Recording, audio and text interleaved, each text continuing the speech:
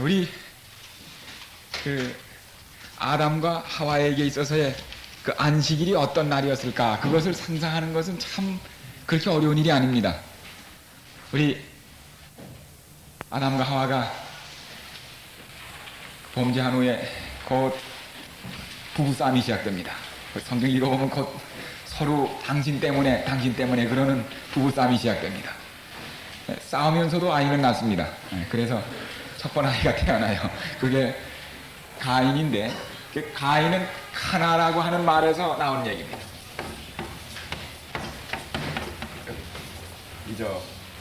얻었다. 그래서 내가 하나님으로 더불어 남자로, 다시 말하면 여기에서 그는 모든 고생하는 이유를 생각하니까 이게 사단의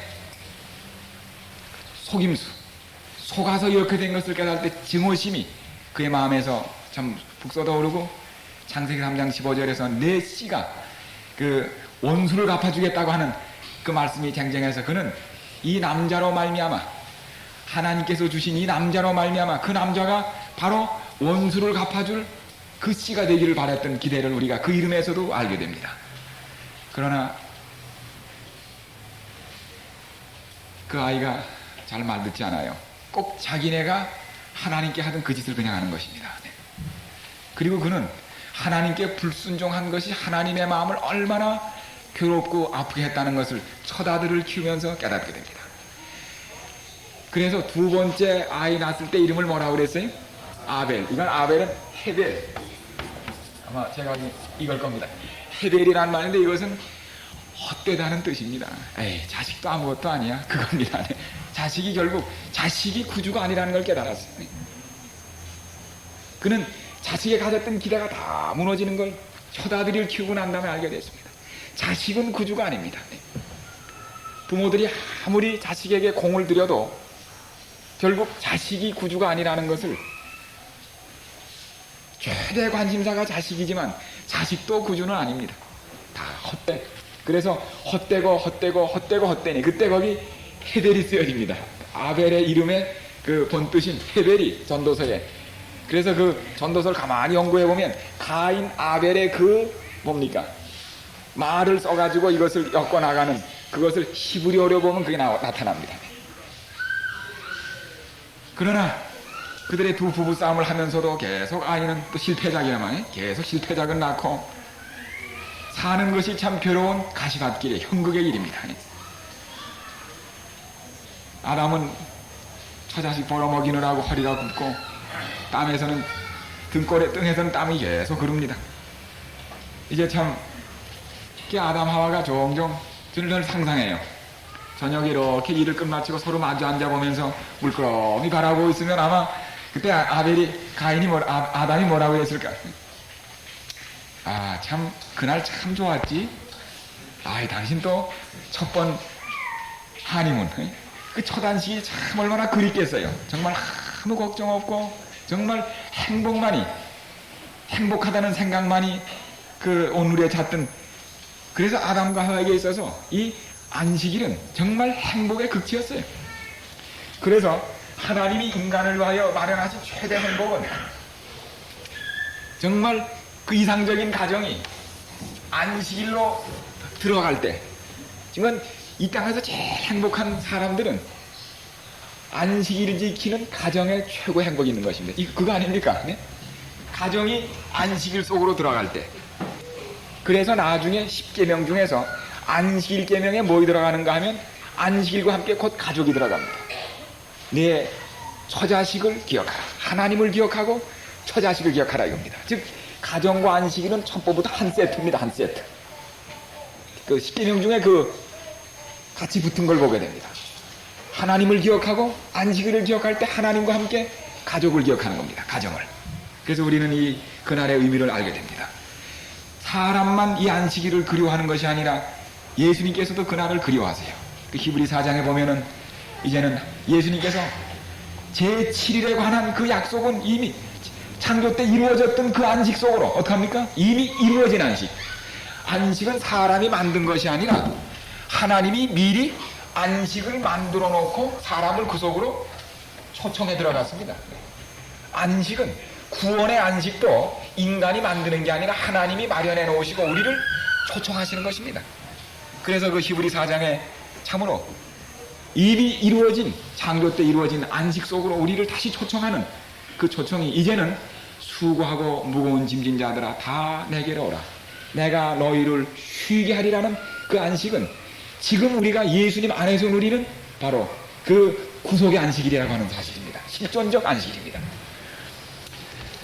그래서 우리가 이 참 안식의 의미를 창세기와 또 우리 예수님 돌아가시던 그 구원의 안식일 의미로 잘 조한다면 얼마나 그 의미가 새로워지는지 모르겠습니다. 히브리서 10장 1절에 보면 율법은 장차오는 좋은 일에 뭐라고 그랬습니까? 그림자라고 그랬습니다. 참 형상은 아니라고. 그래서 율법, 꼭 십계명으로 의미하는 율법이 아닌 것은 우리가 그 다음 구절 읽어보면 그것이 여러 표상과 제사 등등을 의미하는데, 이것은 분명히 해도입니다. 그림자입니다. 그러나 그림자를 볼 때 우리가 뭘 봅니까? 거기에 그 뒤에 그림자가 실체는 아니지만 그 뒤에 틀림없이 무엇이 있는 줄 아는가 하면 실제가 있다. 실제, 리얼리티가 있다는 것을 압니다. 표상은 그림자입니다. 실체는 아닙니다. 그러나 사진이 그림자를 찍은 게 사진입니다. 그렇죠? 그게 실체 아니에요. 사진이 실체는 아니지만 우리는 사진을 통하여 실체를 확인합니다. 성소는 하늘에 있는 성소에 뭡니까? 섀도우입니다. 그래서 성소가 하늘에 있느냐 없느냐 하는 얘기는 표상을 잘 이해하지 못한 겁니다. 실체가 있기 때문에 그림자가 있는 거예요. 그 실체가 어떤 형태로 존재하는 것은 고사하고라도 리얼리티가 있다고 하는 사실입니다. 많은 사람이 이 지상에 있는 성소와 하늘에 있는 성소의 관계에 대해 부심하는데 섀도우라고 했어요. 섀도우. 그래서 우리가 이 그림자를 볼 때 실물을, 실체를 생각하는 그러한 하나의 그 실제적인 논리가 여기 성립되는 것입니다. 그래서 여기 누가복음 24장 25절에서 아까 말씀드린 대로 이 표상을 공부할 때 아주 조심해야 될 것이 뭐라고 그랬습니까? 아무거나 찍어다 붙여서는 안 된다는 겁니다. 네? 그럴듯한 거면 갖다 붙이는 거, 이거는 표상 연구의 금물입니다. 그래서 예수님이 그 제자들에게 부활하신 다음에 모세 글로부터 시작하여 창세기부터 시작하여 모든 성경에 쓴 바 자기에 관한 것을 자세히 설명하실 때, 사실 우리가 그냥 읽어보면 창세기에서 예수님 발견하는 거 거의 힘듭니다. 그렇죠? 어디 예수님이 계시냐 이거예요. 그러나 다시 보니까 뭡니까? 아담에게서 또 뭘 보이는 거예요? 예수님 보이는 겁니다. 벌써 우린 1장 1절부터 뭘 보이는 거예요? 1장 2절. 네? 침례 받으시는, 침례 제도를 말씀하시는 예수님이 1장 1절부터 보이는 거예요. 창조 때부터. 네? 전부 예수님 투성입니다. 우리는 벌써 예수님이 그 이마를 찌른 가시를 창세기 3장에서 보고, 네? 그 아담 하와의 결혼을 주례하시던 예수님의 모습을 보고, 성경은 갑자기 이 표상의 안경을 쓰면은 모든 성경이 어떻게 보여요? 예수님으로 가득 찬 것을 보게 됩니다. 이제 우리는 그것을 계속해 보실 텐데 24장 25절에 읽어보면 예수님이 그 제자들에게 이것을 적당히가 아니라 어떻게 하셨습니까? 그 24장 25절에 가라사대 미련하고 선지자들의 말한 모든 것을 마음에 더디 믿는 자들이여, 그리고 그 그리스도가 이런 고난을 받고 자기의 영광에 들어갈 것이 아니냐 하신 다음에 모세와 및 모든 선지자의 글로 시작하여 모든 성경에 쓴 바 자기에 관한 것을 자세히 설명하시니라. 자세히 설명했단 말이 그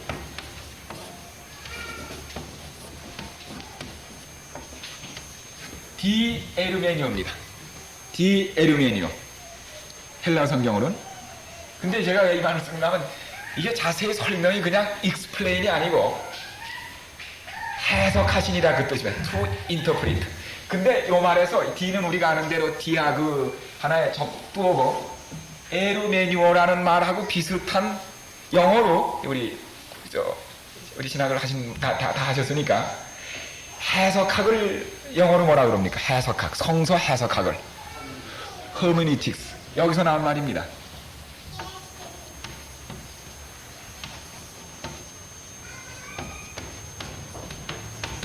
평소로 해석학, hermeneutics라는 말이 바로 이 동사에서 접도를 떼버린 예수님이 다시 말하면 성경을 풀을 때 적당히 막 끼워 맞춘 게 아니라 요새 말하면 어떻게 하신 거예요? 해석학적으로 하셨단 말이에요. 다시 말하면 아주 기준을 가지고 정확히 설명하셨다는 우리가 그러한 그 기준, 네? 해석하심이랍니다. 정말 해석학적인 표준을 가지고 이 말씀하셨다고 하는 사실입니다. 그런데 그 한 예로 저희가 이건 저희가 이쪽 평신도 신학에서는 저희가 이거 뭐 하지 않은 거지만은 아무래도 이런 원칙들을 이해하고 해야 우리에게 좀 해석학에 대한 이 표상학에 대한 기초가 쓰기 때문에 제가 조금 시간을 다음 제목으로 들어가니 조금씩 쓰면서 가려고 합니다. 성경을 읽다 보면 특별히 신약 성경 갑자기 구약에 나오는 것 중에 엉뚱한 얘기를 갖다 쓴 게 있어요. 이건 정말 찍어다 붙인 듯한 인상 나는 성경 구절이 굉장히 많습니다. 그렇습니까? 안 그렇습니까? 네? 구약에 해당 안 되는 것 같은 걸 썼거든. 특별히 마태복음을 읽어보면요. 자, 예를 들어보세요. 예를.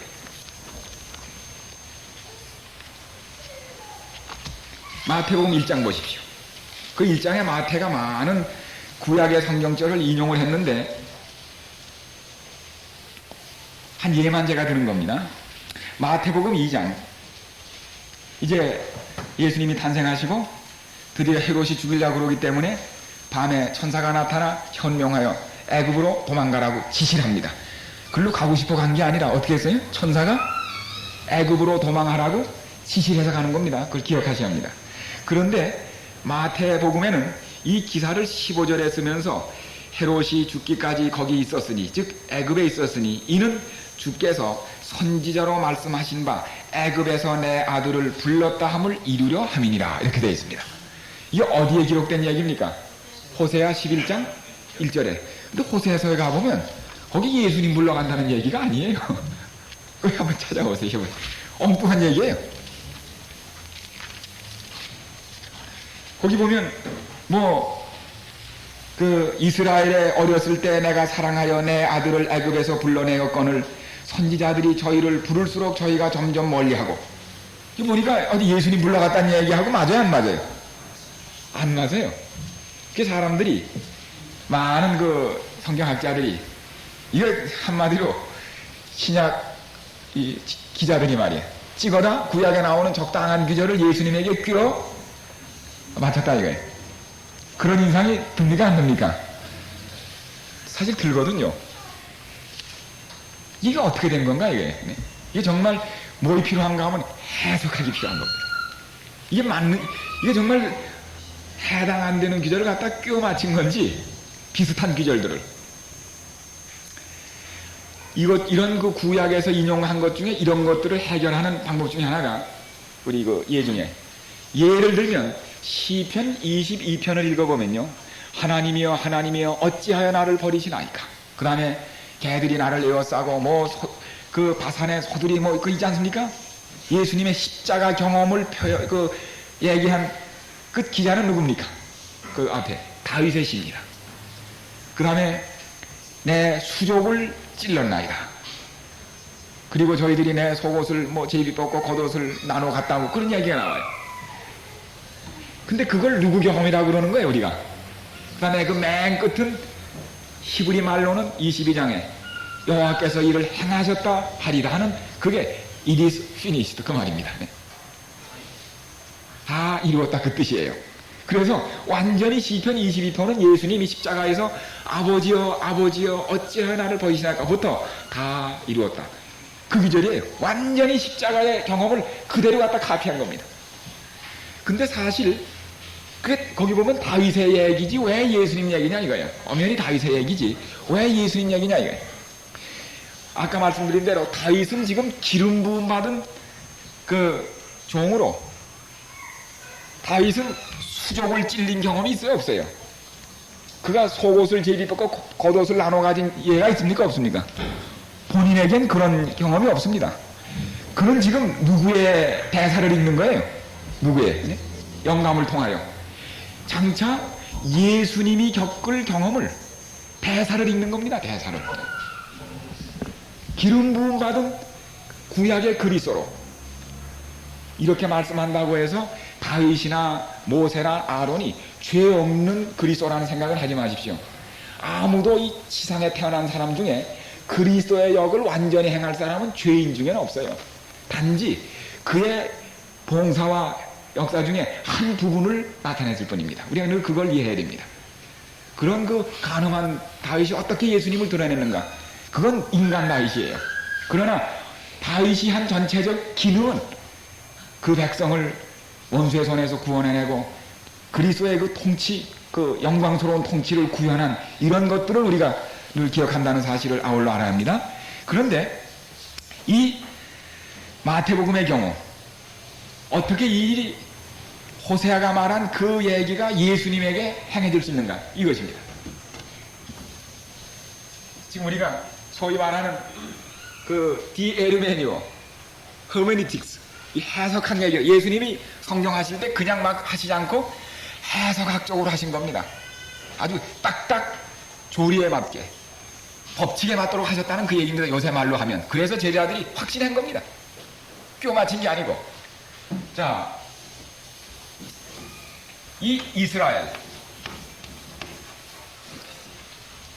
이스라엘이라는 이름이 단수입니까? 복수입니까? 단수입니까? 복수입니까? 단수라기도 하고 복수라기도 하세요. 왜냐하면 이건 엄연히 개인의 이름이에요. 그렇죠? 야곱이 이스라엘에서. 그러나 이스라엘 하면은 무슨 개념을 가지고 있어요? 복수 개념이에요. 이건 그래서 corporate, 집합적 단수입니다. 네.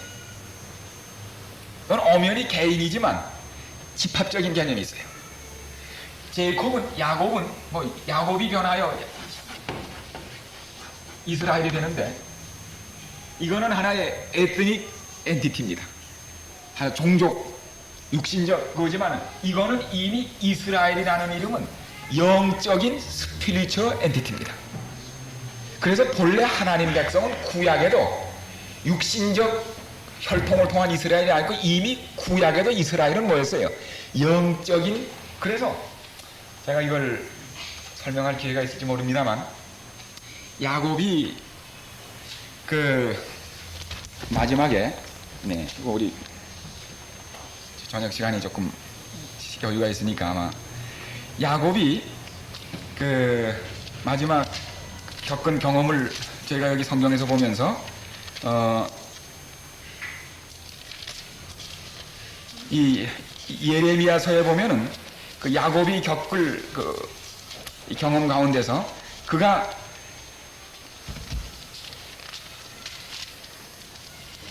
야곱이 이스라엘이 되는 경험이 성경에 소개됩니다. 이걸 우선 제가 다른 얘기를 좀 한 다음에 얘기를 계속하면 좋겠습니다.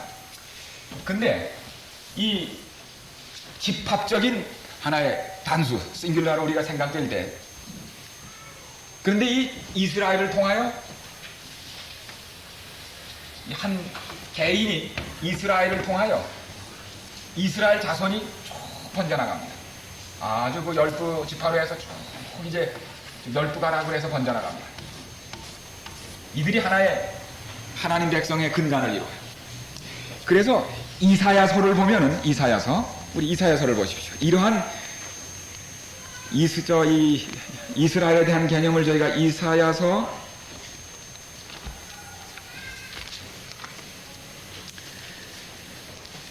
44장 있고 그 다음에 거기에 대한 나의 종 야곱 나의 택한 이스라엘아, 야곱 이스라엘을 여기 연거푸 부르면서 여기 계속 48절에 보면 48장에 야곱 집이여 이스라엘의 이름으로 일컬음을 받으며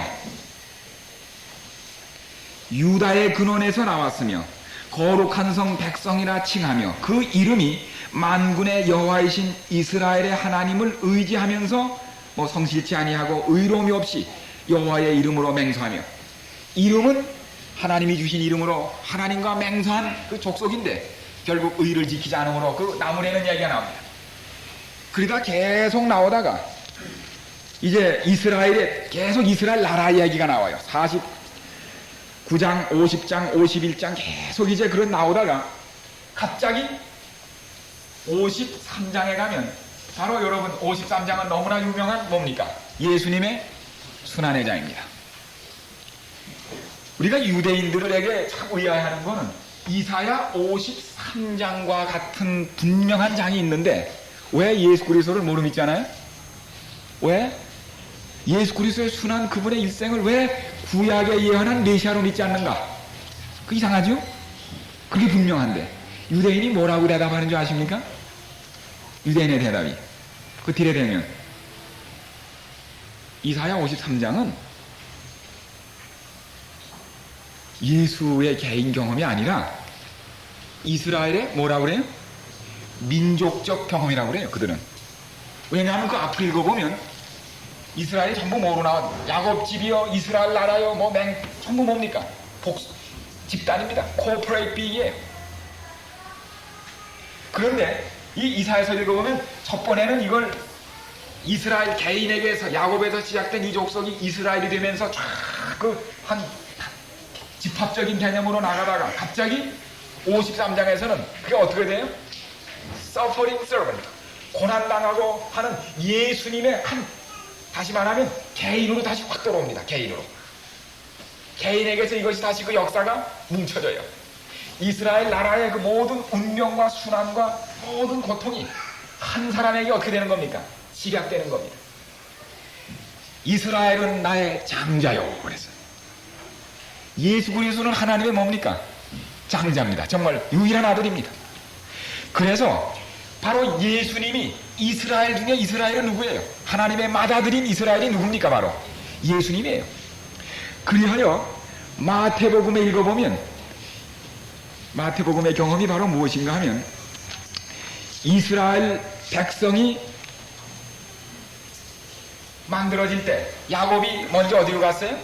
애굽으로 들어갔다가 거기서 종이 되고 다시 홍해를 뚫고서 나와가지고 강야를 거쳐서 나오는 그 출애굽, 그게 야곱집 이스라엘의 역사인데 바로 마태복음에 보면은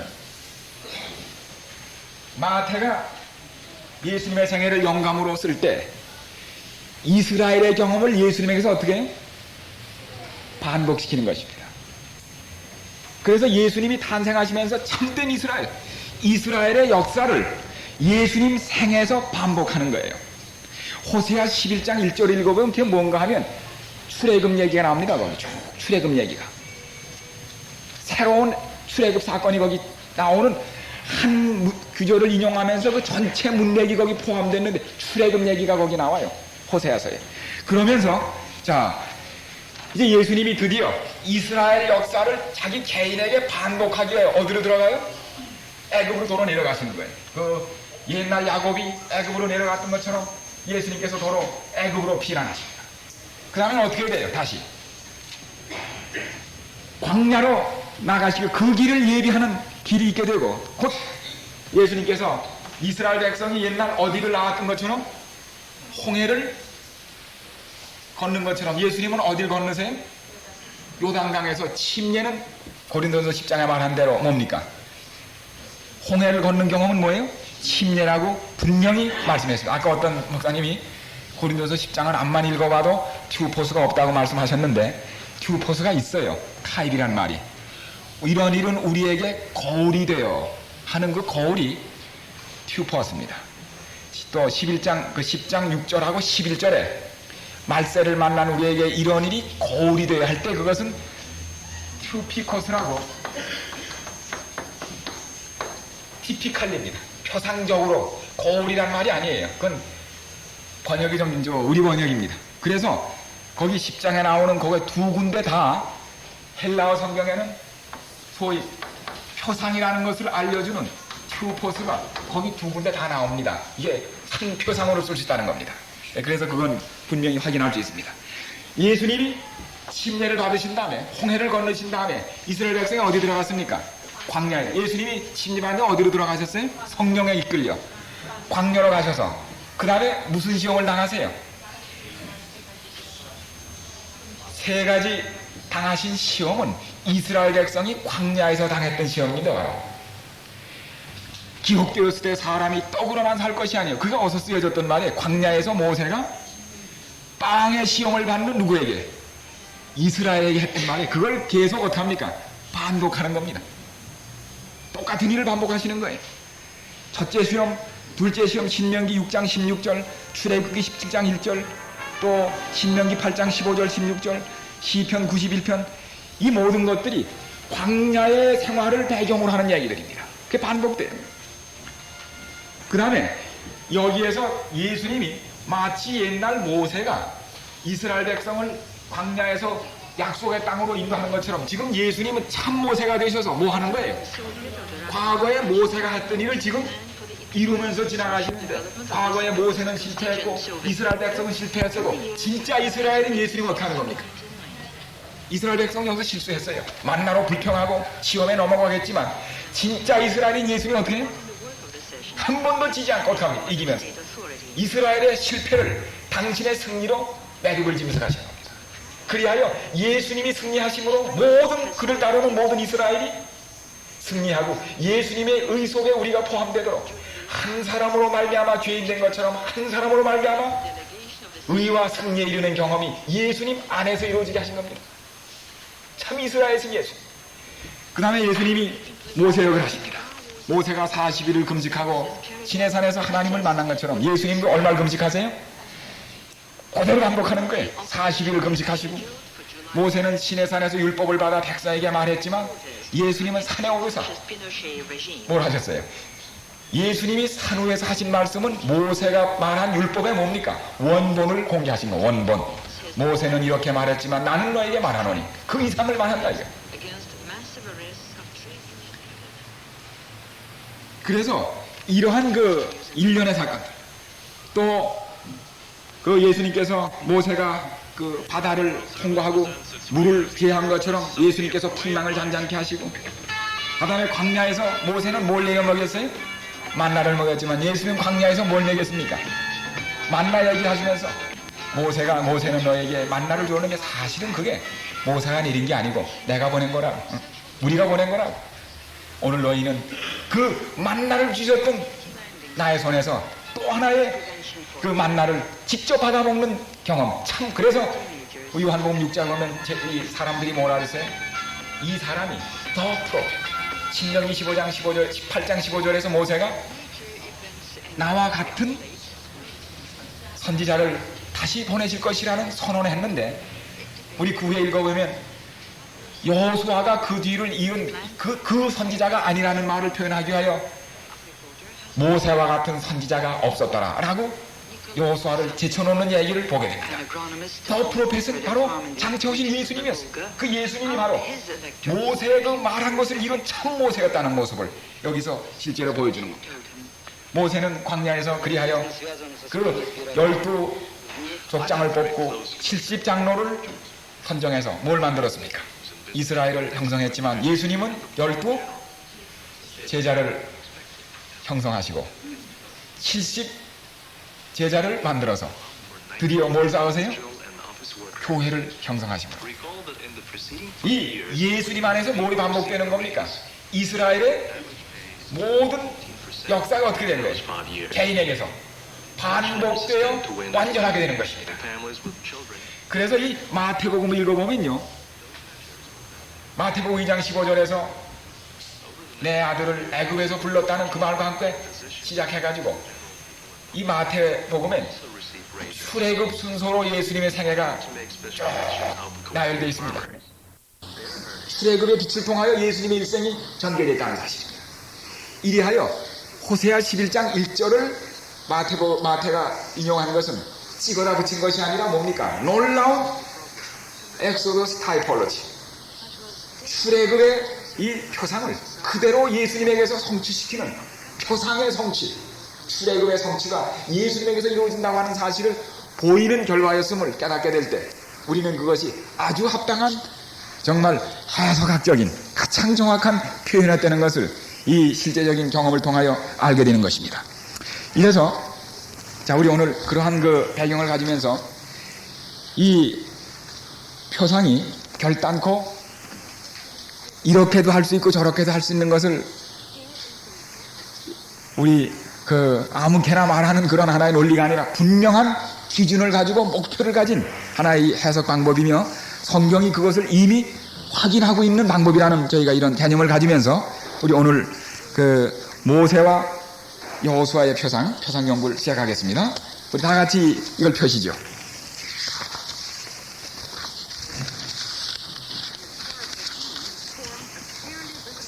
그럼 두 번째 것으로 모세와 여호수아 표상 연구. 자, 우리 아까 말씀한 대로 이 출애굽은 고린도전서 10장 1절로 11절에 보면 출애굽의 경험은 모든 그리스도인의 구원의 표상이 된다고 하는 사실입니다. 바로 하나님께서는 제가 내일 이 출애굽의 표상에 대해서는 좀 다시 절기와 연결해서 좀 더 자세히 연구하기 때문에 여기서는 조금 그냥 지나가겠습니다. 이런 일은 우리의 거울이 되고 표상이 되고 그 뜻입니다. 이 헬라말로 또 10장 11절 이런 일이 거울이 되고 이것은 아까 말씀한 바로 이 표현입니다. 그래서 티피칼입니다. 표상적으로 라고 하는 부사적 용법으로 거기 쓰여서 말씀한 대로 이 귀절이 표상의 성질을 지니고 있다는 단서가 된다고 하는 사실입니다. 아주 안전한 단서가 됩니다. 그래서 출애굽 역사와 내용은 하나님이 당신의 백성을 어떻게 구원하시는지 그 방법과 내용을 똑같이 보여줍니다. 이건 아주 시간과 내용까지도 정확합니다. 예를 들면 1월 14일 출애굽이 있게 됩니다. 이스라엘 백성을 애굽에서 건져냅니다. 그 다음에 출애굽기 12장 읽어보면 양을 언제 잡으라고요? 해질 때 잡으라고 말합니다. 이 해질 때는 히브리 성경에 보면 between two evenings, 두 이브닝 중간에 잡으라는 얘기입니다. 우리 요새 시간으로 환산해서 말하면 유대인들은 두 개의 이브닝이 있었어요. 하나는 요새 12시부터 시작하는 정오 이후의 이브닝과 6시부터 시작되는 나이트 이브닝, 애프터눈 이브닝. 그 중간에 몇 시에? 오후 3시입니다. 이미 예수님이 오후 3시에 돌아가실, 제9시에 돌아가실 시간까지 실제로 정해져 있었어요. 얼마나 놀라운 일입니까? 그리고 언제 돌아가심에 대해서는 다니엘 9장 25절 7일에와 62해가 지난 마지막 일주에 얼마요? 절반인 27년에 침례받으시고 3년 반 만인 거기 30년에 돌아가실 것이 다니엘서와 이 출애굽기 12장을 통하여 시간과 연대와 시간과 날짜까지도 정해져 있었다는 사실입니다. 그 12장 끝에 보면 뼈를 꺾지 말라던 그 예언대로 예수님의 뼈가 꺾지 않은 것 등 이 표상이 보시는 대로 적당히 이루어진 게 아니라 완전히 계획적으로 이루어졌음을 확인하게 됩니다. 완전한 계획입니다. 그래서 이 출애굽은 모든 면에서 장차 예수 그리스도를 통하여 온 인류가 구원받을 하나의 완전한 구원의 방식이 출애굽에서 이미 베풀어졌고 그것이 리허설이에요. 리허설. 단지 예수님 역을 누가 한 것뿐입니까? 모세가 하고 인도하시는 예수님 역을. 그래서 완전한 우리가 그 내용을 출애굽에서 이 패턴을 보게 됩니다.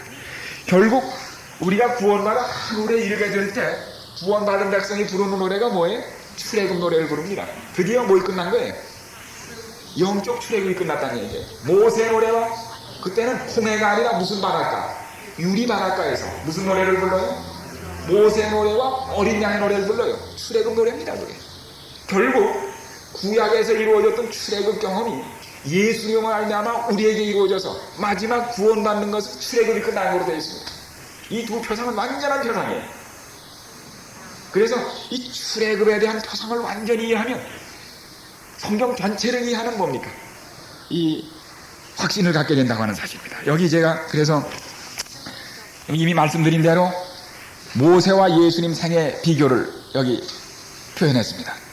둘 다 죄의 종살이하는 그 백성들이 죄의 종살이하고 있었습니다. 둘 다 왕자의 자리를 버리고 백성의 구원자가 되기 위하여 종의 신분을 취합니다. 사단은 이 구원자들의 탄생이 있다는 사실을 미리 알아채리고 이 아이가 나면 어떻게 해요? 죽이라는 명령을 내립니다. 예수께서도 모세처럼 애굽으로 피난함으로 그 생애 반복합니다. 모세는 40일을 금식하고 그 다음에 예수님은 40일 금식하시면서 똑같은 경험을 갖습니다. 또 율법을 둘 다 산에서 받아서 백성에게 발표하는 일 합니다. 하나는 홍해를, 하나는 바다를 평온케 하십니다. 만나와 빵으로 먹이십니다. 12지파와 12제자, 70장로와 70제자, 동일한 성경 말씀으로 사단의 시험을 이기십니다. 백성을 살리기 위하여 장대에 불이뱀을 달아오리는 이 십자가의 경험을 모세와 그 표상의 실체이신 예수님에게서 이루어집니다. 둘 다 뭘 해요? 둘 다 가족들에게와 형제들에게 뭘 당합니까? 배신을 당하고 동족에게 배신당하는 동일한 경험을 겪습니다. 둘 다 그 온유와 겸손이 이 두 분의 뭐였습니까? 다 특징이었습니다.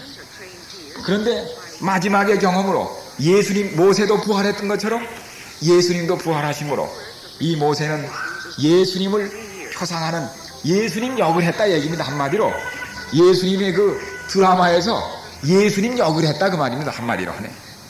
아까 말씀드린 오데인드, 야 이건 모세가 참 예수님 생애하고 흡사하게 살았는데 그게 아니라 오데인드, 그렇게 되도록 지정하고 슈퍼린텐디드, 관리하셨다는 사실입니다. 그 관리하신 대로 안 되자 모세가 하나님이 오데인하고 관리한 대로 되지 않자 어떻게 한 거야? 하나님께서 모세에게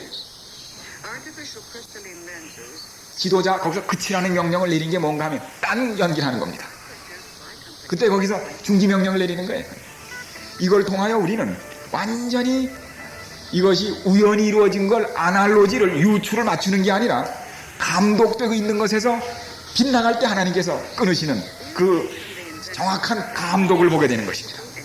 자, 그런데 이제 모세가 결국 자기 역을 거의 끝마칠 무렵 이 말은 다시 말하면 예수님이 인간을 위해 하시는 그 역할을 아무리 준비된 인간이라도 너무 힘들고 고달파서 혼자로는 뭘 못한다는 거예요? 감당을 못하는 겁니다. 결국은 예수님 역할을 인간이 흉내도 낼 수가 없어요. 결국 그는 쓰러지고.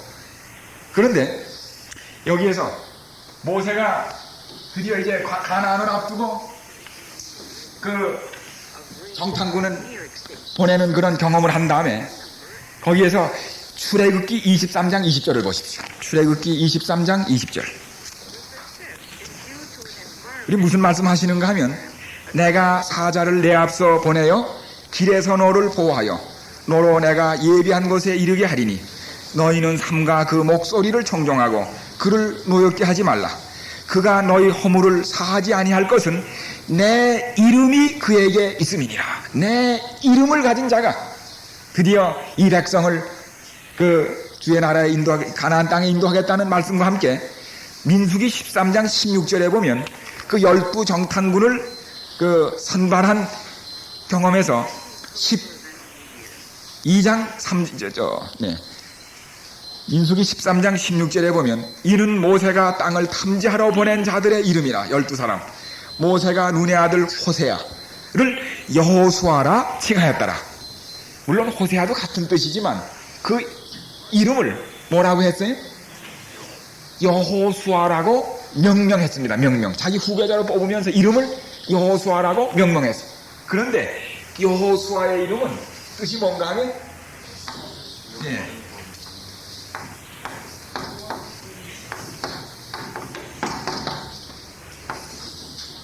야훼 이샤무, 여호와가 뭐란 말이에요? 여호와는 구원이시란 말입니다. 근데 예수의 이름이 뭐예요? 예수. 예수의 이름이 뭡니까? 예수. 이건 히브리 발음이에요. 예수의 히브리어 발음이 여호수아입니다. 똑같이 우리 헬라어로 예수스라고 그러죠. 이건 히브리 발음이에요. 여호수아는 예수입니다. 발음 똑같은 일입니다. 그러므로 이스라엘 백성을 가나안으로 인도한 것은 누구였어요? 예수가 인도했습니다. 여호수아서는 예수서예요. 예수서. 네. 그래서 우리는 지금 이 나머지 우리 쉴 시간 전까지 어떻게 이 일이 실제로 여호수아에 의해서 어떻게 이 가나안이 정복된 약속의 땅으로 인도했는지는 마치 모세를 통하여 하나님이 이스라엘 백성을 애굽에서 인도해내신 것처럼 마지막 당신의 백성을 예수를 통하여 어떻게 가나안으로 인도하실지 뭘 보여줘? 후편입니다. 모세는 뭐예요?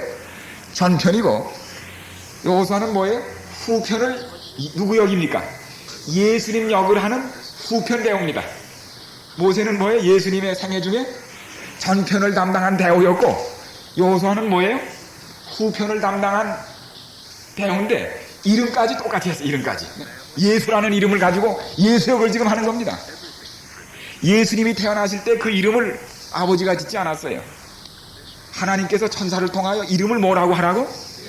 예수라 하라. 여호수아도 그 이름을 여호수아라 칭하니라. 이름을 일부러 똑같은 이름으로 만들어가지고 하는 겁니다. 계획적이라는 사실입니다. 자, 그래서 드디어 여호수아가 그 자리를 이어받은 다음에 2장 1절에 보면 누구를 보냅니까? 누구를? 정탐군을 이제 보내는데, 자, 드디어 그들은 여기 마침내 이제 광야 생활을 끝나고 지금 드디어 여리고성에 접근하고 요단강을 앞두고 있습니다. 여기에서 이 여호수아는 우리 여호수아서를 좀 보면서 하시면 예수서입니다. 예수서. 그들이 힛짐에서 두 사람을 정탐으로 가만히 보내요. 땅을 탐지하라고 합니다. 여호수아가 두 명을 내보내요. 우리 예수님이 전도할 때 꼭 몇씩 내보내요? 2인조를 내보내는, 그게 뭡니까? 전도할 때 두 사람씩 내보내는 겁니다. 정탐을 보내는 거예요. 전도법이 나옵니다. 그런데 들어갔더니 누가 먼저 영접해요? 여호수아의 스파이를 누가 먼저 영접해요? 기생이 먼저 영접해요. 예수님께서 뭐라고 그랬어요? 예수님의 그 복음을 가장 먼저 영접한 사람들이 누구예요? 세리와 창기들이 너희들보다 하나님의 나라를 먼저 영접한다고. 그 말씀 있습니까? 네. 그들은 자기네 죄인인 줄 알아요. 그들은 구주의 필요를 그때도 느꼈어요. 이미 들려오는 여호수아의 소식, 모세의 소식을 그들은 들었습니다. 그들은 하나님의 존재를 인정하고 그들의 무가치함을 깨닫고 여호수아의 군대를 영접하는 경험을 이 마음이 가난한 백성들이 먼저 하는 것입니다. 그런데 여기 참 놀라운 표상들이 나옵니다. 6장에 보면 여호수아 2장 17절 보세요. 17절 보면 이제 이 모든 소식을 전한 다음에 이 두 스파이는 얘기합니다. 기다리라고. 지금 누가 쳐들어와요? 여호수아의 군대가 쳐들어와요. 이 여리고 성은 곧 멸망할 것이에요. 근데 라합이 얘기합니다. 우리가 너희의 목숨을 구한 것처럼 우리의 목숨을 구하라. 물론이라고. 그 17절에 보면 두 사람이 그에게 이르시되 내가 우리로 서약해 한 이 맹소에 대하여 우리가 허물이 없게 하리니 우리가 이 땅에 들어올 때 우리를 달아내리운 창에 붉은 줄을 매고 스칼렛 코드입니다. 붉은 줄을 매고 어떻게 하자 그랬어요? 내 부모와 형제와 내 아비의 가족을 다 내 집에 모으라. 누구든지 내 집 문을 나서 거리로 가면 그 피가 우리에게로 돌아오지만 그 안에 있는 사람은 우리가 언약으로 보장하겠다 이것입니다. 그런데 이 스칼렛 코드, 이 붉은 줄은 우리 레위기 14장 4절, 14장 49절, 51절, 52절, 민수기 19장 6절 등등에 보면은 여러분 기억하시죠? 속죄의 죄 씻는 물을 만들 때 뭘 썼어요? 홍색실을 썼습니다. 문둥병자를 깨끗이 할 때 우슬초와 함께 뭘 썼어요? 홍색실을 넣으라고 했습니다. 그래서 이 홍색실은 바로 속죄하는, 부정을 깨끗게 하는 예수님의 피의 상징으로 이미 그 전에 쓰였어요. 그래서 스파이들이 홍색실을 내리라고 할 때 그것은 이미 뜻을 알고 쓴 얘기입니다.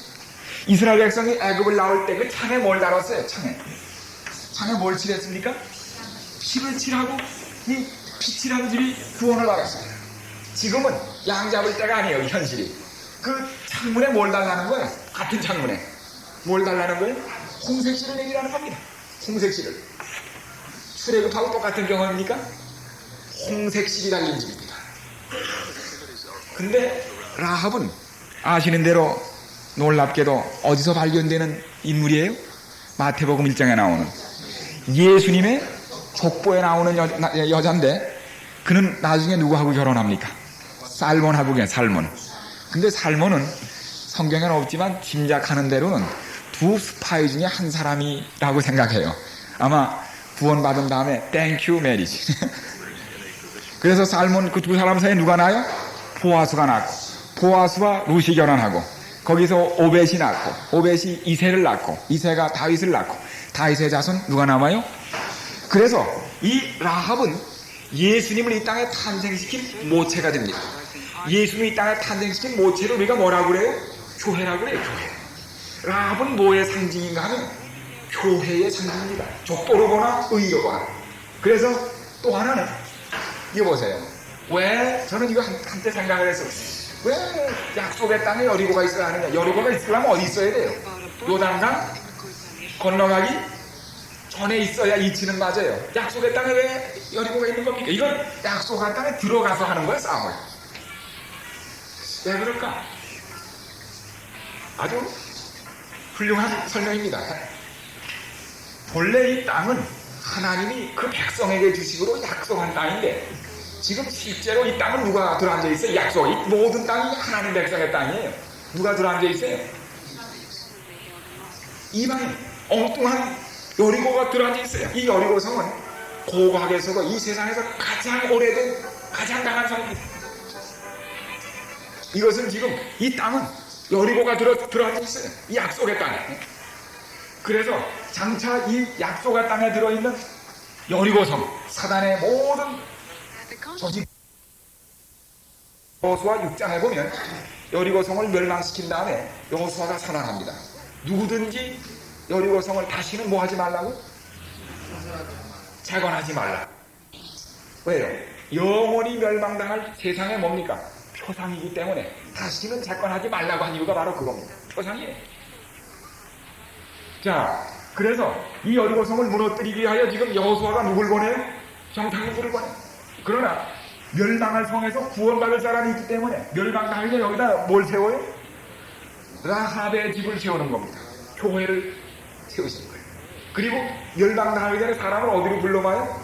라합의 집으로 백성들을 불러 모아요. 지금 우리는 여리고성에 삽니다. 이 여리고성이 막강한 여리고성입니다. 이 교회는 뭐예요? 라합의 집입니다. 여기는 마음이 겸손한 사람들,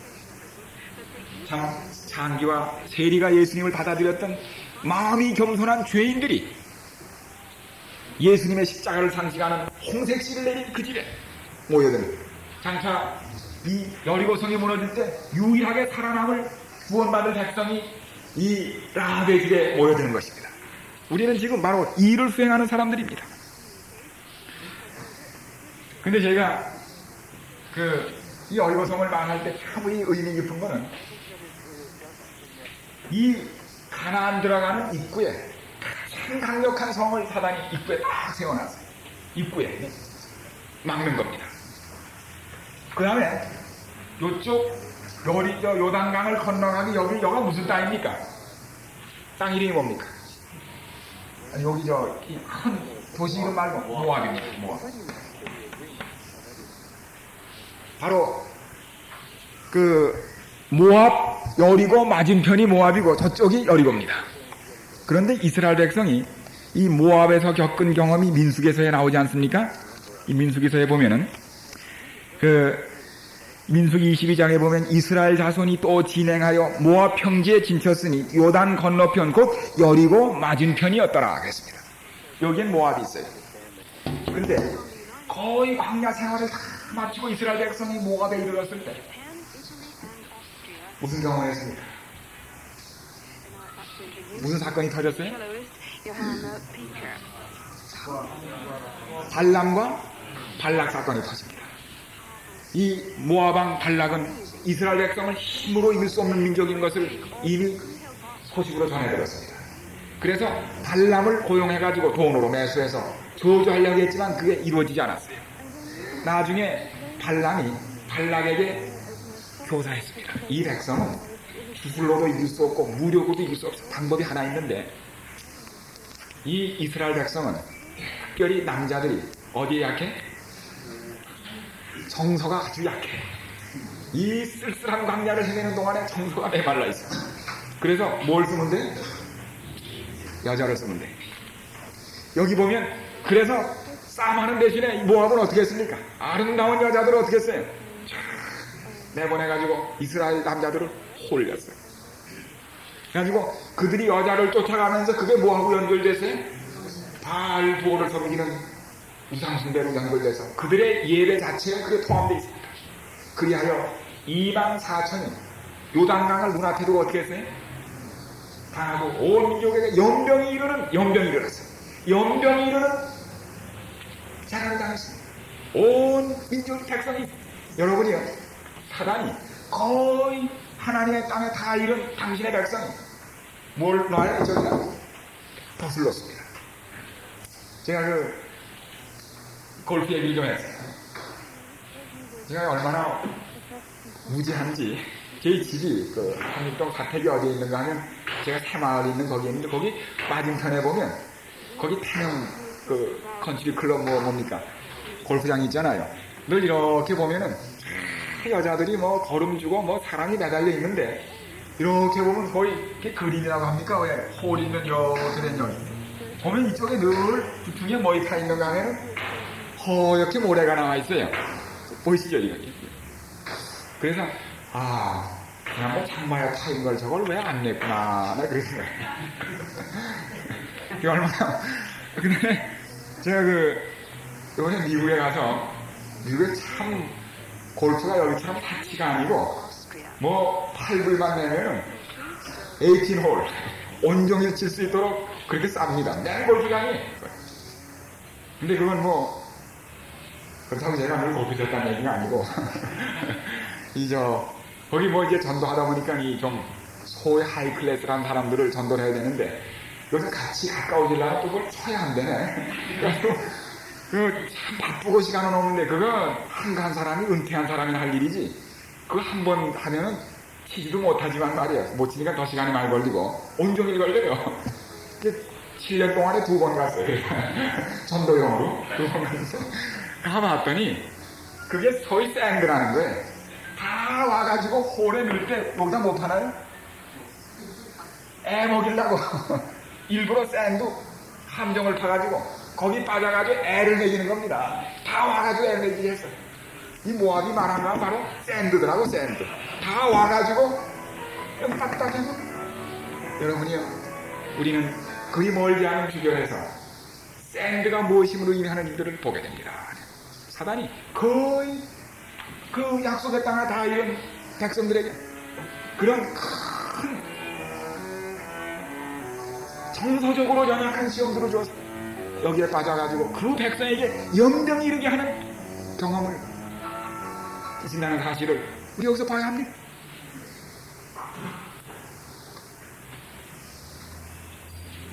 존 버년이 말한 대로 나는 천국 입구에서 바로 어디로 직행하는 길이 있는 것을 봤어요?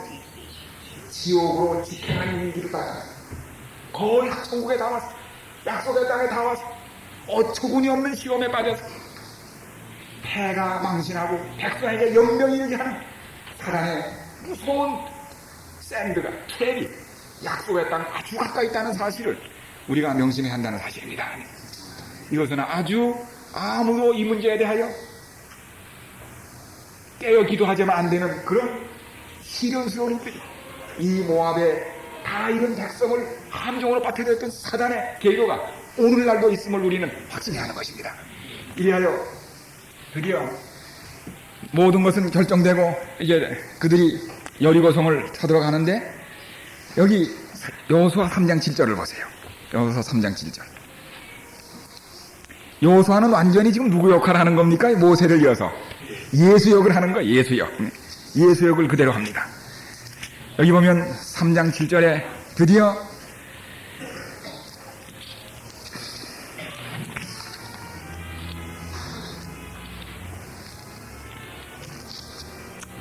(7절에서) 여호와께서 여호수아에게 이르시되 내가 오늘부터 시작하여 너를 온 이스라엘 목전에서 크게 하여 내가 모세와 함께 있던 것과 같이 너와 함께 있는 것을 그들로 알게 하리라. 하나님께서 여호수아를 어디서 높였는가 하면 요단강가에서 높입니다. 요단강에서 높여요. 드디어 그들이 들어가는데 여기 보면 너는 언약궤를 맨 제사장들에게 명하여 이르기를 너희가 요단 물가에 이르거든 요단에 들어서라 하라. 여호수아가 이스라엘 자손에게 이르되 이리 와서 너희 하나님 여호와의 말씀을 들으라 하고 이하여 드디어 이스라엘 백성이 요단에 들어갑니다. 들어갈 때 누구도 쫓아 들어가요? 여호수아도 요단에 함께 들어갑니다. 마태복음에 보면은 백성이 다 요단에서 침례를 받을 때 예수도 침례를 받으시라고 어디로 들어가요? 백성과 함께 요단에 잠기시는 보고 바로 요단 강가에서 하나님이 여호수아를 높이듯이 예수님이 높이는데 여호수아가 그냥 건너지 않고 건너면서 12돌을 물에 쌓고 취하여 또 어떻게 해요? 강가에 가지고 12돌을 쌓아요. 예수님이 침례 받으신 후에 당신의 나라의 초속이 될 12제자를 어떻게 해요? 돌을 뽑아서 그 왕국의 기초를 삼는 것입니다. 어디? 똑같은 세상이니까 12돌을 해서 단을 쌓고 예수께서 하신 똑같은 경험을 여기서 겪게 됩니다. 그런데 여기 우리가 아주 흥미있는 것은 이 요단을 건널 때 뭘 먼저 들어갑니까? 무엇이? 법궤가 먼저 들어갑니다. 이 백성이 법궤를 쫓아가요. 옛날 홍해를 건널 때는 뭐가 없었어요? 법궤가 없었어요. 이게 무엇을 의미합니까?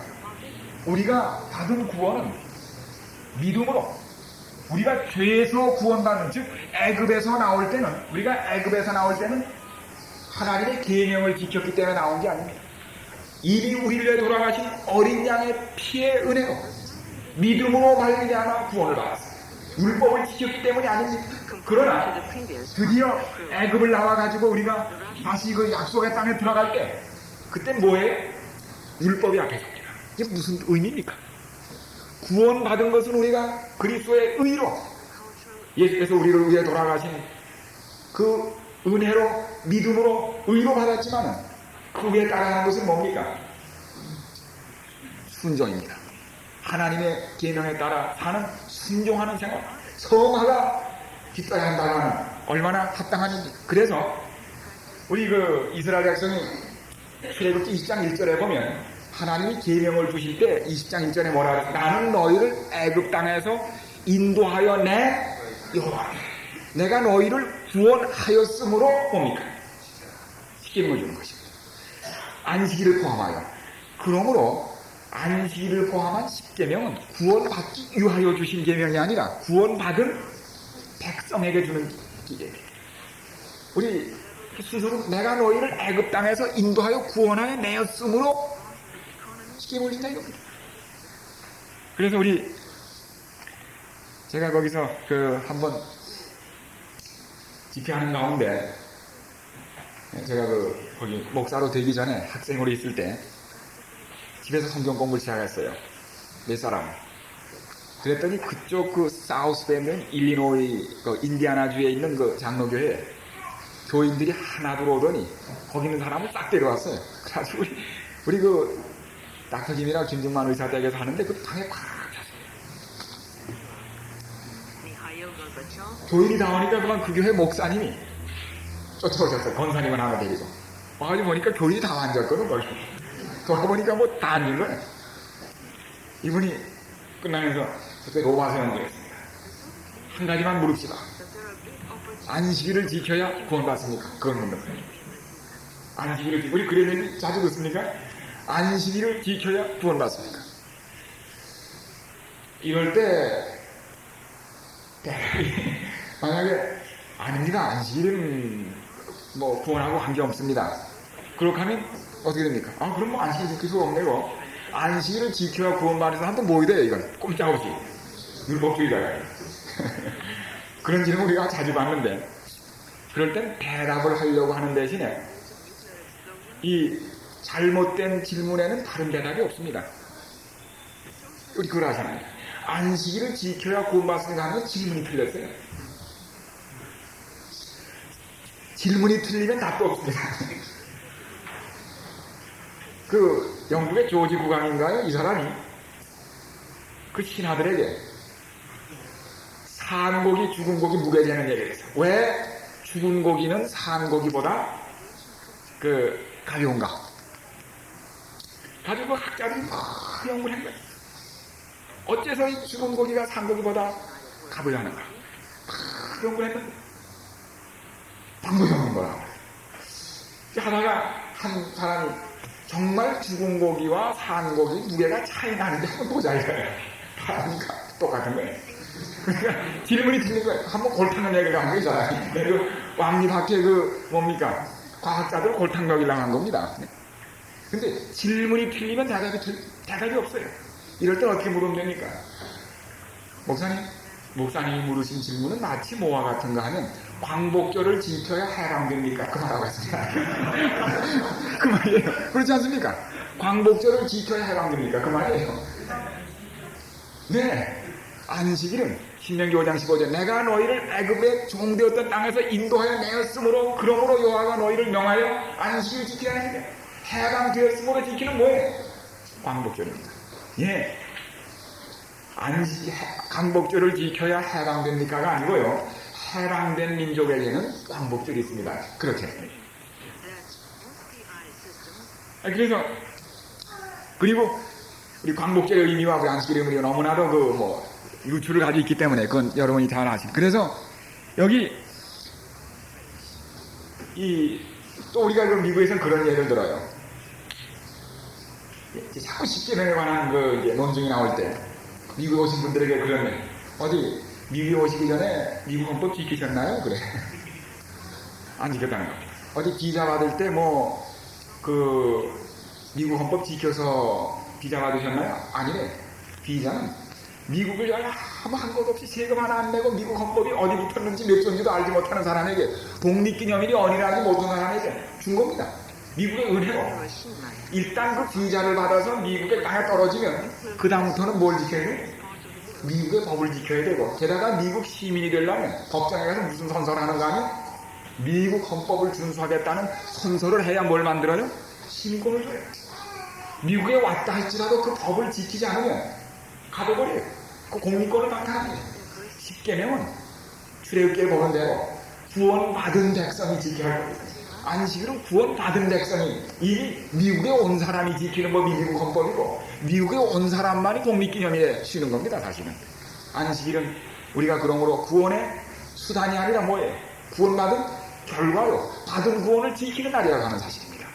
그래서 여기 이스라엘 백성이 마지막 이 애굽에서는 계명 없는 홍해를 건넜지만 구원받았지만 마침내 그 백성의 자격 성화의 표준으로서 십계명을 앞세우고 요단강을 건넜다는 것은 이 믿음의 두 단계의 경험에 있어서 좋은 하나의 비유가 된다는 것을 거기서 다시 한번 깨닫게 됩니다. 그래서 근데 드디어 이제 우리 이 여리고성에 도착해서 이들이 어떻게 하는가 한번 다 잘 아시죠? 이 다음에 6장을 보십시오. 6장을 보시면서 말씀하면 더 분명하겠습니다. 6장에 보면 6장 8절입니다. 드디어 날이 왔습니다. 거기 너희를 깨끗이 성결하고 하는 거 다 우리 생략하고요. 8절 여호수아가 백성에게 이르기를 마침에 제사장 7이 7 양각 나팔을 잡고 여호와 앞에서 진행하며 나팔을 불고 여호와의 언약궤는 그 뒤를 따르며 무장한 자들은 나팔을 부는 제사장들 앞에 진행하며 후군은 궤 뒤에 행하고 제사장들은 나팔을 불며 행하더라. 여호수아가 백성에게 명하여 가라되 너희는 외치지 말며 너희 음성을 들내지 말며 너희 입에서 아무 말도 내지 말라. 그리하다가 내가 너희에게 명하여 외치라 하는 날에 외칠지니라 하고 여호와의 궤로 성을 한 번 돌게 하니라. 자, 여기 여리고성 이제 앞에 와서 그들은 드디어 도착했습니다. 도는데 맨 먼저 뭘 세웠어요? 제사장이 먼저 섭니다. 그 다음에 나팔을 든 제사장이 그 다음에 뭐합니까? 법궤가 쫓고 그 다음에 뭘 쫓아요? 백성이 쫓습니다. 그 다음에 이걸 도는 거예요. 나팔을 한 번 봅니다. 이 행렬이 참 의미 깊어요. 백성은 앞서고 십계명이 거기 뒤를 따르고 그 다음에 백성이 그 뒤를 따릅니다. 여러분, 바로 우리는 지금 장차 멸망한 이 세상을 무너뜨릴 여호와의 군대들입니다. 근데 여리고성 사람들이 이렇게 내려다보니까 그들은 완전히 하늘같이 치솟은 성과 정탐꾼들이 말한 대로 우리는 가나안 거민에 비하면 뭐라? 메뚜기예요. 새카만 메뚜기들이 말이에요. 보잘것없는 메뚜기들이 괴짝 하나 메고 어떻게 하는 거야? 괴짝 하나 메고 도는 거야. 돌팔매질 하나 하고 도는 거야. 얼마나 우스꽝스럽습니까? 그러나 이 마지막 백성, 이 성을 무너뜨린 마지막 하나님의 백성들이 바로 이 행렬을 짓게 되는 것입니다. 하나님의 종들은 백성의 모본이 되고 율법과 하나님의 모든 계명을 지키고 앞서리에 앞장을 서야 합니다. 모본이 되야 하는 것입니다. 이 백성이 바로 그 뒤를 따르는 것입니다. 이것은 참 남은 무리를 적합히 표현하는데 얼마나 적합한지 몰라요. 남은 무리의 특징이 뭡니까? 계시록 12장 17절에 하나님의 계명을 지키며 예수의 증거를 갖고, 예수는 여호수아예요. 바로 여호수아를 쫓으며 그 증거를 쫓으며 계명을 쫓는 뭡니까? 똑같은 여호수아와 계명을 쫓는 백성들이 바로 뭡니까? 남은 무리예요. 도는데 여호수아가 말해요. 이 열중에서는 뭐 하지 말라고? 잡소리가 나지 않게 하라고. 여러분, 이 교회에 연합이 있어야 합니다. 열중에서 얘기가 너무 많으면 직원회 때 너무 목소리가 많으면 안 됩니다. 이 선거 시즌에 너무 목소리가 높으면 안 됩니다. 이 백성이 분열될 어떠한 일도 이 열중에는 없어야 합니다. 들레지 말고 나팔을 불어 외치를 할 때 일제히 부르라 이것입니다. 다시 말하면 나팔을 불어야지 뭘 불지 말라고요? 나발을 불지 말라는 겁니다. 우리 교회에 왜 자꾸 나팔 소리가 나면 나발 소리가 많이 들려요. 여기저기 나발. 네? 나발을 불지 말고 나팔을 불라고 일제히 한 번 돌고 두 번 돌고 세 번 돌고 네 번 돌고 그 다음에 일곱째 날은 여섯 번째 돌다가 13번째 붑니다. 몇 번 불었습니까? 몇 번 분 거예요 실제적으로? 몇 번 분 거예요? 7번 불었죠. 7번. 네? 마지막 날엔 7번째 불었으니까 몇 번 불었어요? 7번째 봅니다. 요한계시록 11장 보세요. 11장.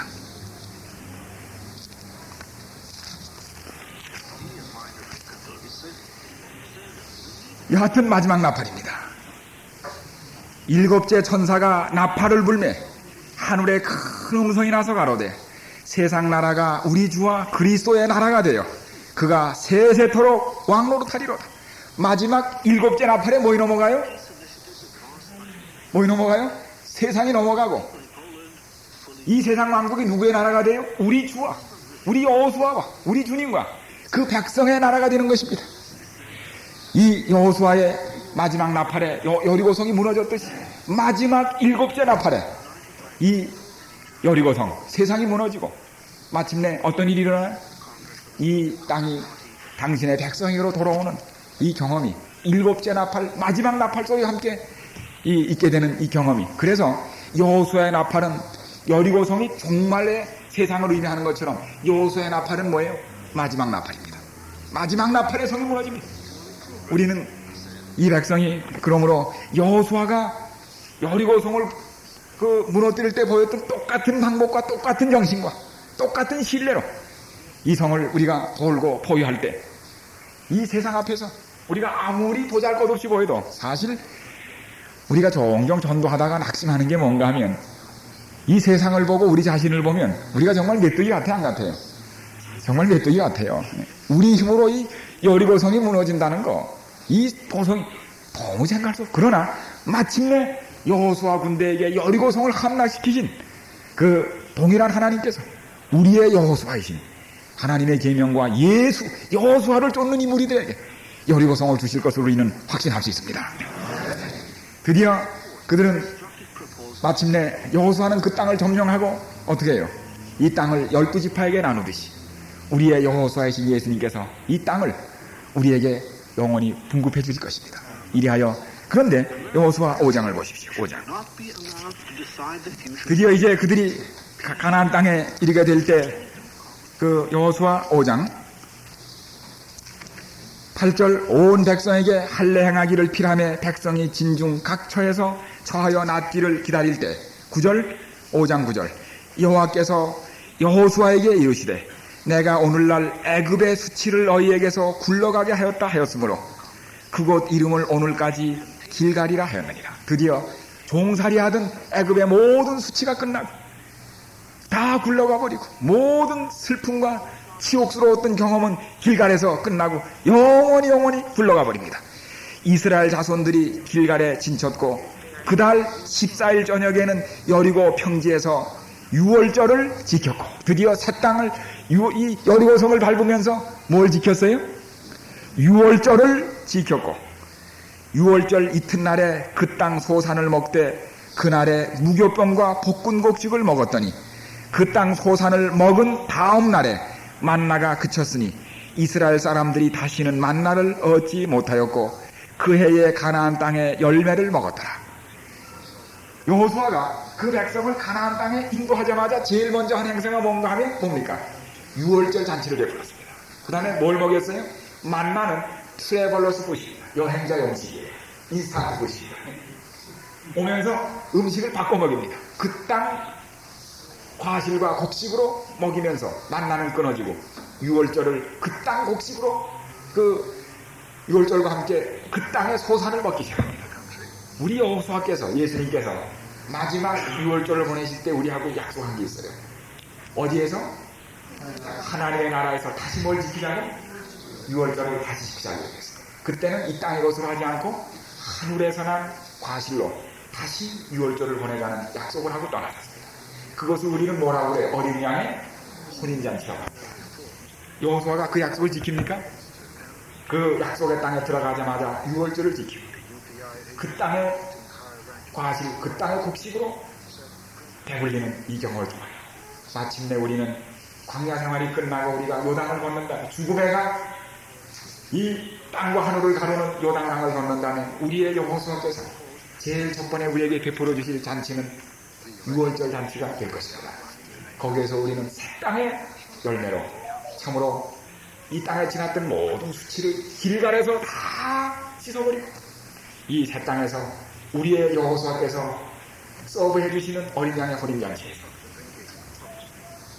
우리가 이 땅의 모든 여행자의 음식을 끝내 드디어 새 땅을 분배받아서 영원히 이 땅에 영원히 거하게 될 이 경험을 우리는 오늘 여호수아와 예수의 표상 속에서 오늘 발견하게 되는 것입니다. 우리 5분 쉰 다음에 저희가 아마 나머지 시간을 채워서 우리 9시 돌아가시도록 그렇게 하겠습니다. 5분 쉬시고 다시 다 마치지 못할지라도 아마 저희가 잠깐 도중에 끝나더라도 또 시간을 꼭 지켜서 가야 할 분들이 계시다고 하는데요.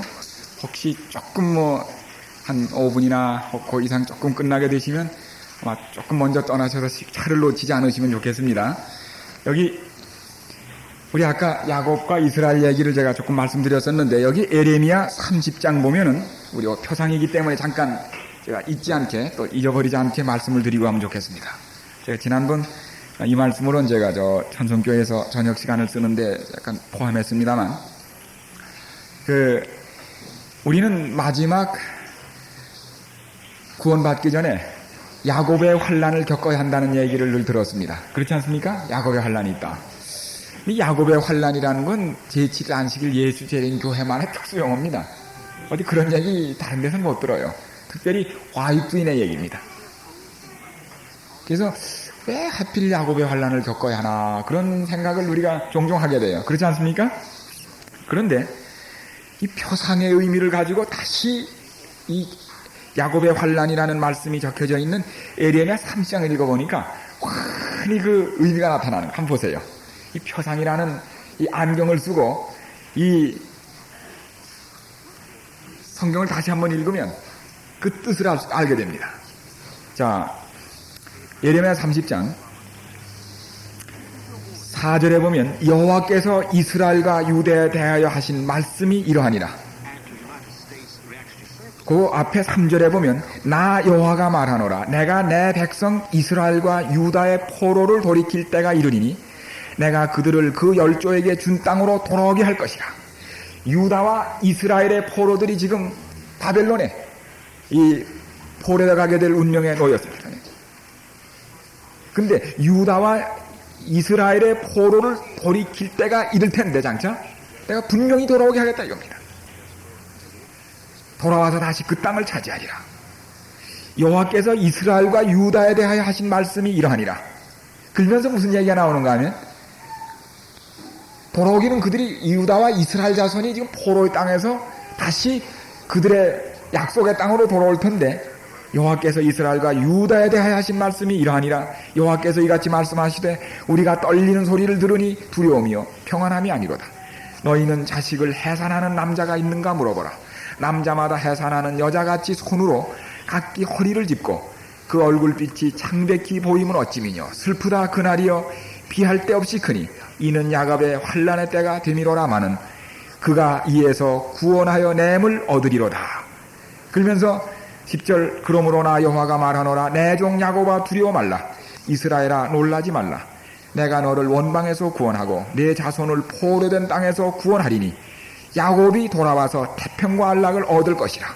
너를 두렵게 할 자가 없으리라. 나 여호와가 말하노라. 내가 너와 함께하여 너를 구원할 것이라. 내가 너를 흩었던 그 열방은 진멸한다 할지라도 너는 진멸하지 아니하리라. 그러나 내가 공도로 너를 징책할 것이요 결코 무죄한 자로 여기지는 아니하리라. 이거 무슨 경이 나오는가 하면, 이스라엘 백성이 이 바벨론이나 이런데 이 포로되가 있는 이 백성이 결국 다시 이 약속의 땅에 돌아오겠다는 약속입니다. 그런데 돌아오기 전에 뭘 겪는다는 거예요? 돌아오기 전에 야곱의 경험을 겪는다는 얘기입니다. 이거 보니까 완전히 포로에 갔던 백성이 본 땅으로 돌아올 때 이 겪는 경험이 이제 야곱의 경험이에요. 야곱의 하나. 참 이게 바로 무엇입니까? 우리 야곱이 모독 가운데 야곱과 같이 파란만장한 인생을 산 사람이 있습니까? 없습니까? 참 없어요.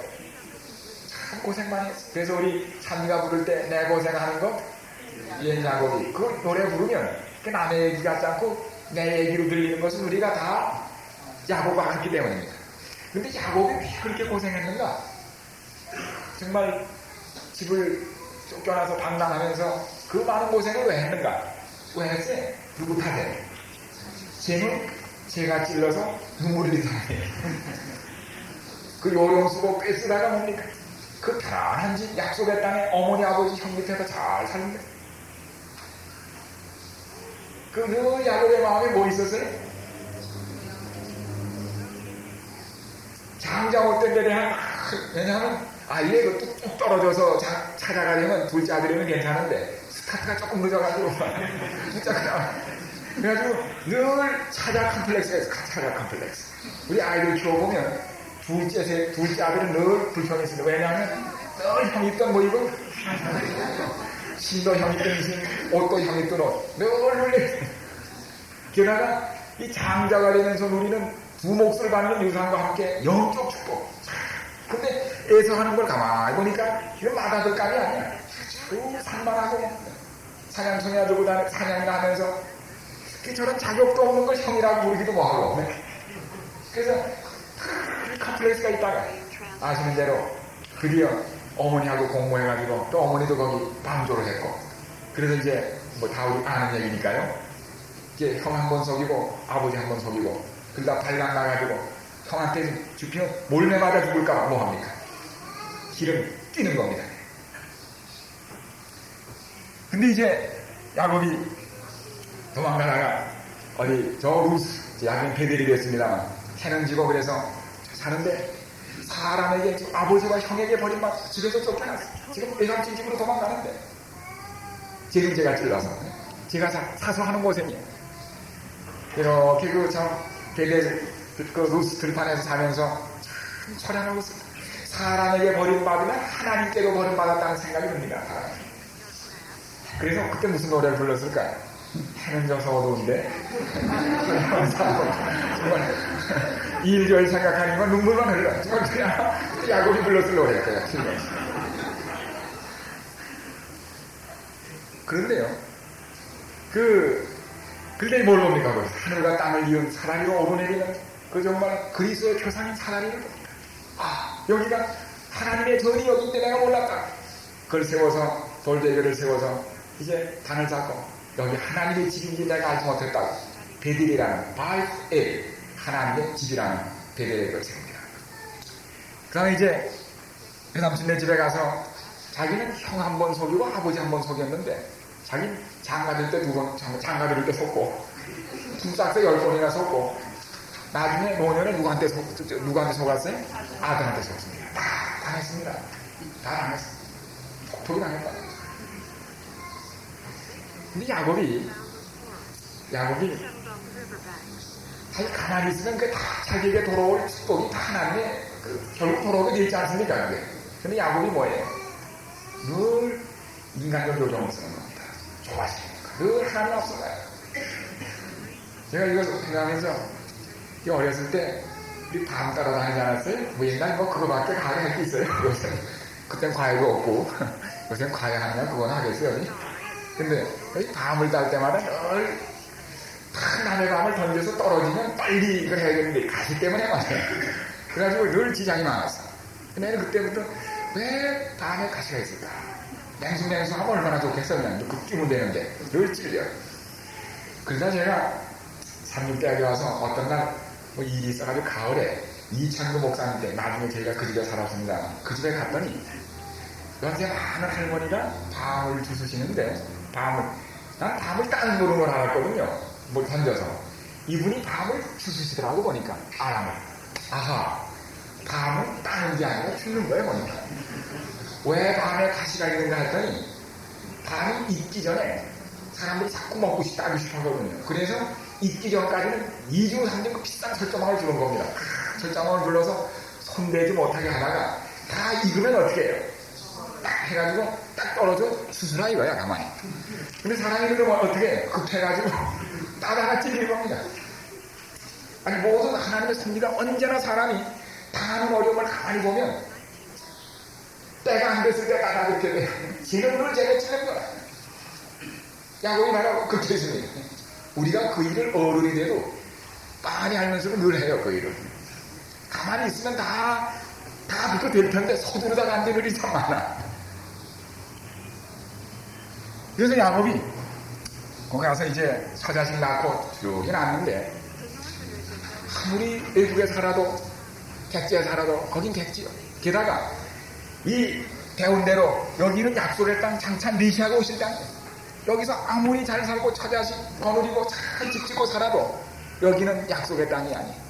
그래서 드디어 돌아가기로 결심하고 돌아가는데 이 뭡니까 삼촌 조카들 또 재산 문제 있고 그 다음에 복잡하지 않습니까? 근데 자식을 이 손자들 낳은 걸 데리고 가려고 하는데 법적 문제가 있었어요. 그때 유지법 고관법에 의하면 야곱은 대릴사이거든요.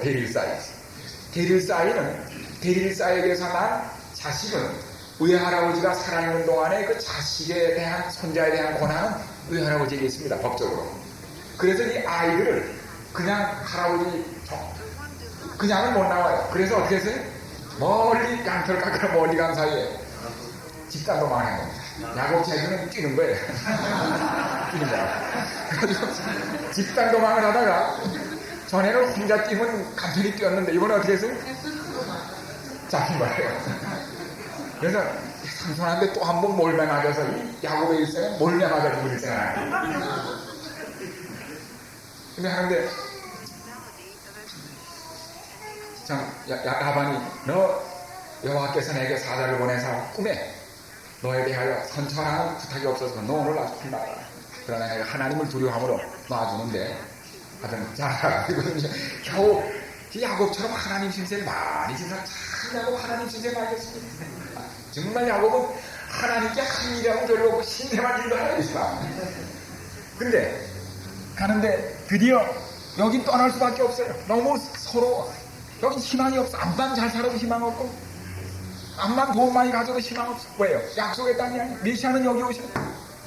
그리하여 그는 점점 고향에 오는데 고향에 가는 발걸음이 가벼워야 할 텐데 가까우면 가까울수록 뭐예요? 마음이 무거워져. 누가 기다리는 거예요? 예서가 있는 거라. 여러분 우리가 예수님 자리에 가깝고 본향이 가까울수록 기뻐져야 하는데 걱정이 돼야 안 돼. 왜? 한 지식 때문에. 우리가 살아온 지식 때문에. 이게 야곱의 우리 생애에 뭐예요?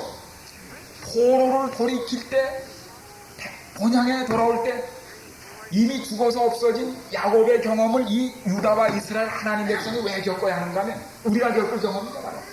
본향으로 돌아가는 우리 야곱들. 우린 야곱이요.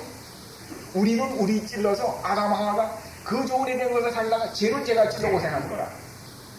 우리 어떤 때 사람들이 막 정말 자기 불행을 얘기하지만 그 남자 그 여자 자기가 택해서 결혼해서 뭐 불행해도 죄는 제가 찔러낸 거예요.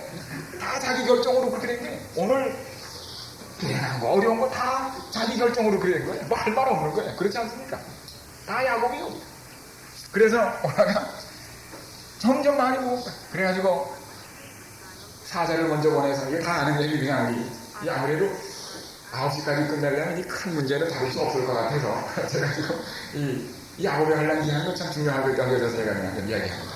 강목에 넣는 건데 이게 표상 설교법입니다. 표상으로 우리가 눈을 뜨면 맹설교거립니다. 정말 성경 전체가 뭐예요? 전체가 이 표상이에요. 확실히. 그래서 어떡합니까? 사람을 보내서 당신의 동생 야곱이 타양살이가 서러워서 돌아오니 형 부디 좀 봐달라. 근데 형이 뭐예요? 오늘을 지난 20년을 하루같이 기다렸다. 너 잘한다. 그래서 지금 400 몽둥이를 들고 지금 아마 달려오는 겁니다. 야곱이 이제 그걸 보면은 참 분급해서 거기 야복강 여기 창세기 어디 나옵니까? 그게 네? 창세기 30 돌아오는 경험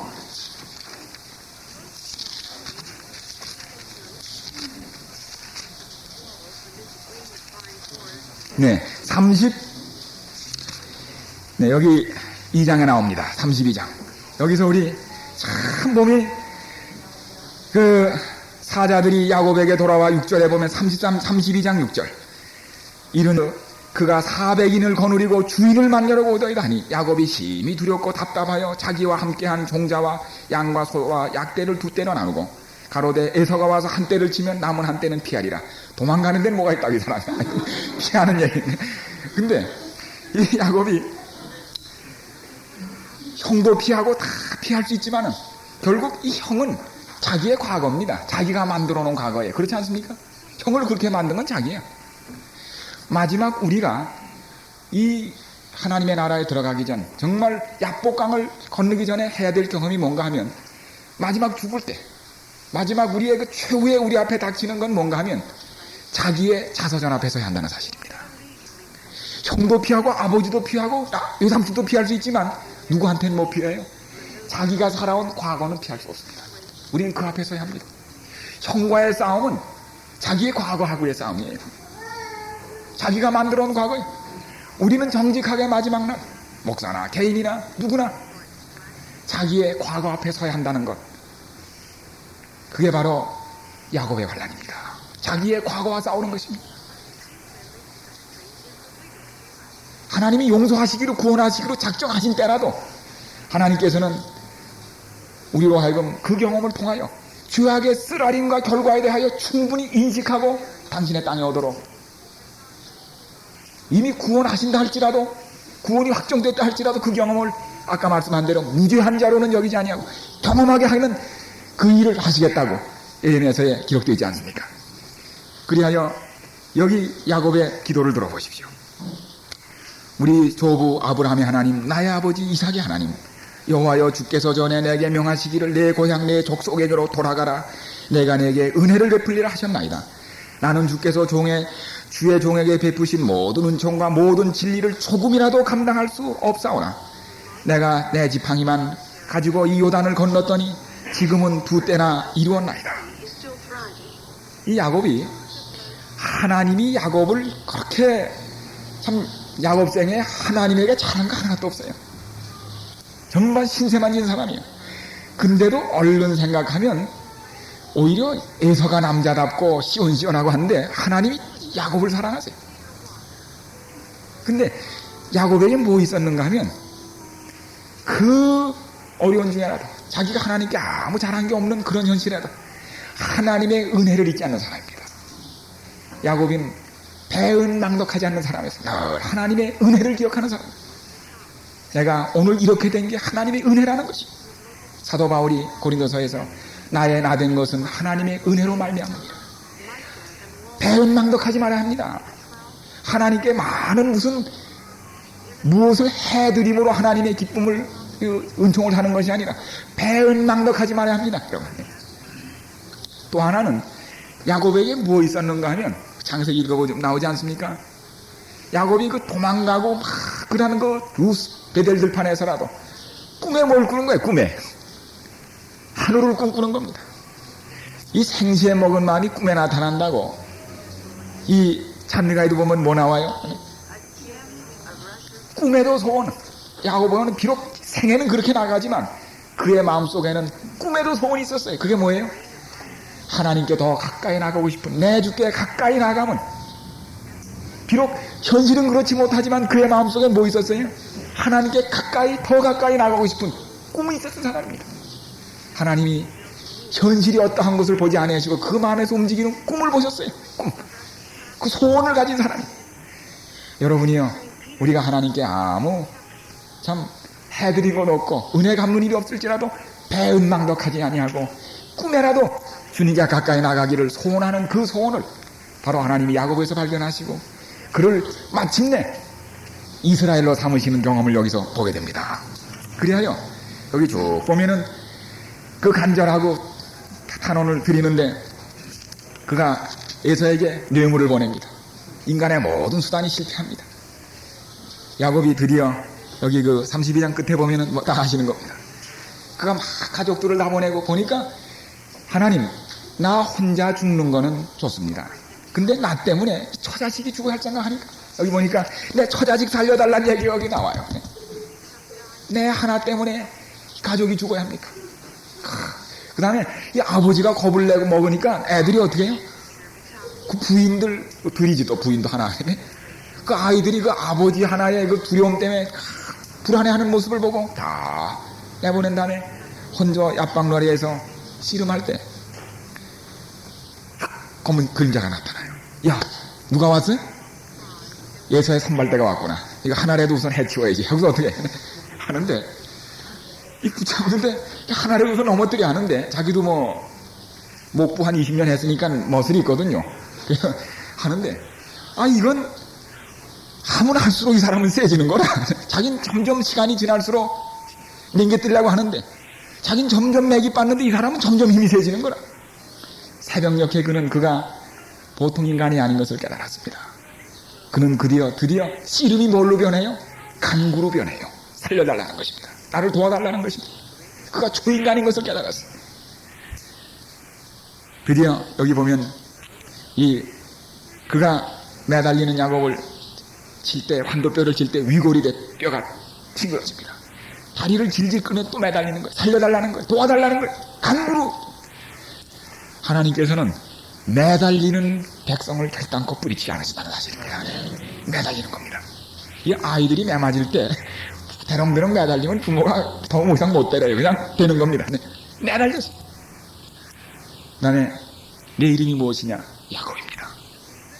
내 이름을 이제는 뭐라고 하지 아니하고 그 사람이 가로되 내 이름을 다시는 야곱이라 부를 것이 아니요 이스라엘이라 부를 것이니 이는 내가 하나님과 사람으로 더불어 겨루어 이겼습니다. 그는 지금 누구하고 겨뤘어요?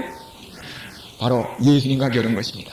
예수님에게 명에서 겪은 경험이 뭔가 하면 마치 간대리가 나방이가 되기 위하여 허물을 걷듯이 옛사람의 껍질을 걷고 야곱이 이스라엘이 되는 경험이 뭡니까? 그것이 야곱의 하나입니다. 야곱은 구원받지 못합니다.